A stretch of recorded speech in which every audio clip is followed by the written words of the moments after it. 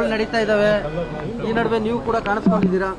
Sir, ಬೆಳಗಾವಿಯಲ್ಲಿ ಚಳಿ ಜಾಸ್ತಿ ಇರುವಂಥದ್ದು ಈಗ ಏನು ಹೇಳ್ತಾರೆ ಸರ್ ಬಗ್ಗೆ? ತಾವು ಕೂಡ ವಿಸಿಟ್ ಮಾಡ್ತಾ ಇದ್ದೀರಿ, ನಮ್ಮ ಸಹೋದರರು ಕೂಡ ಸದ್ಯ ಬೆಳಗಾವಿ ವಾತಾವರಣ ಚೆನ್ನಾಗಿದೆ. ಸೊ ಚಳಿ ಇರೋದ್ರಿಂದ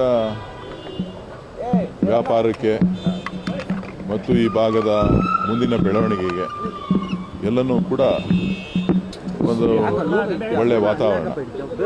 ಸೊ ಹಾಗಾಗಿ ಪ್ರವಾಸೋದ್ಯಮಕ್ಕೂ ಕೂಡ ಒಳ್ಳೆಯದಾಗುತ್ತೆ. ಈ ಬಾರಿ ಎಲ್ಲ ಕಡೆ ವಾತಾವರಣ ಚೆನ್ನಾಗಿದೆ.